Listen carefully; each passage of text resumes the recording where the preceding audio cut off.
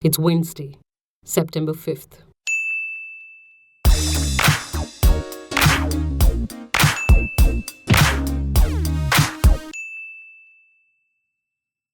A 28-year-old research student who was arrested in Thoothukudi and sent to 15 days judicial custody after she shouted, "Fascist BJP government down, down," aboard a plane in the presence of Tamil Nadu BJP chief Tamilisai Soundararajan was given bail on Tuesday.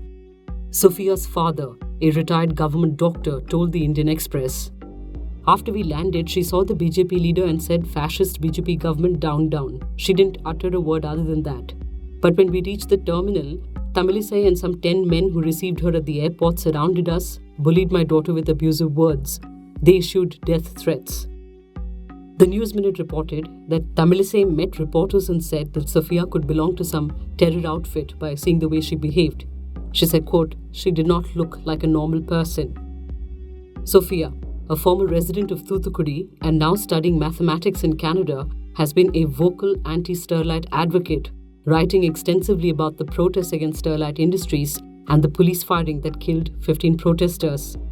To those pointing out that the issue was with Sofia shouting the slogan in an aircraft and perhaps violating aircraft safety rules, lawyer Apar Gupta tweeted, "The grounds of complaint were not disorder or preventing the operation of the craft. The origin of the complaint is not by the flight staff, who are best placed to determine that. Freedom of speech means nothing if it does not protect inconvenient and cause criticism." In Tamil Nadu, arresting activists, The Hindu reports, is now a regular practice, a trend that has largely gone unnoticed. Apart from the crackdown on anti-Sterlite campaigners, there have been multiple arrests of environmental and political activists opposed to the Salem-Chennai Expressway. The land acquisition process for the project has been contentious. The proposed highway will cut through thousands of acres of agricultural and forest land, residential areas and water bodies. This photograph of an elderly woman surrounded by the police, published in local newspapers, the opposition says shows the crushing of dissent. The woman was reportedly detained while protesting. Merriam-Webster Dictionary defines fascism as a political philosophy or regime headed by a dictatorial leader, severe social regimentation, and forcible suppression of opposition.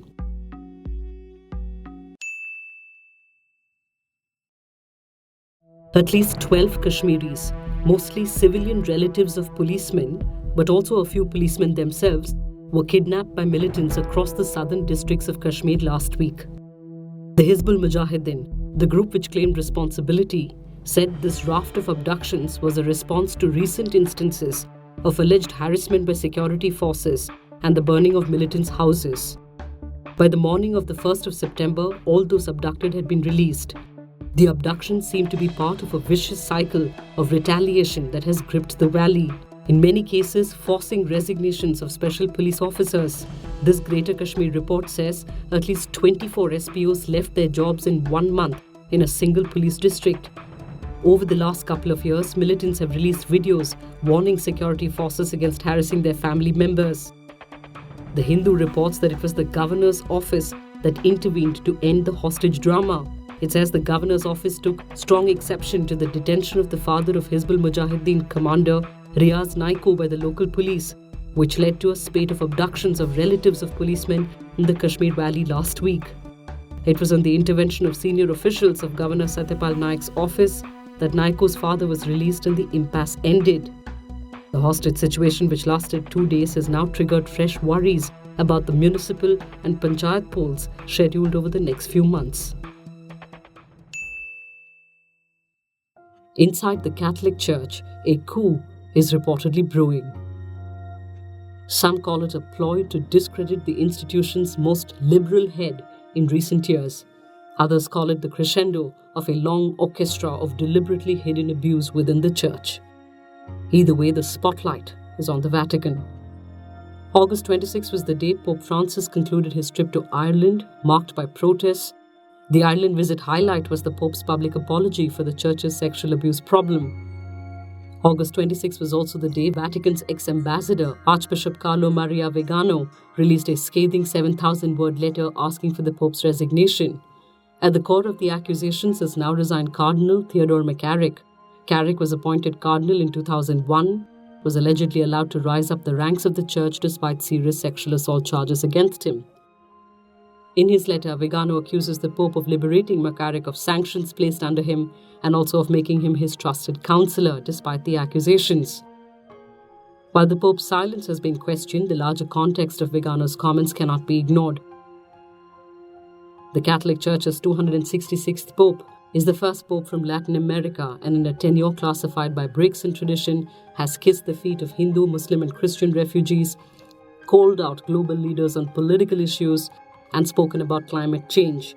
Marked by his inclusive and liberal attitude towards LGBTQ rights, divorce, marriage and even abortion, Francis has long infuriated conservatives within the system who have labelled his ideas reckless and unilateral progressivism. And Typhoon Jebi, the biggest typhoon to hit Japan in 25 years, has made landfall in the country. Jebi, which means swallow in Korean, is travelling at over 200 kilometers per hour. The government has issued evacuation advisories for 1.19 million people. Over 700 flights have been cancelled, several airports are flooded, and though Tokyo is off the cyclone's path, it has been experiencing rain and flooding. The typhoon is slated to move through the same regions where flooding and rain claimed 200 lives earlier this year. We'll keep getting you more updates on that and other stories. Stay with us. We're your morning fix.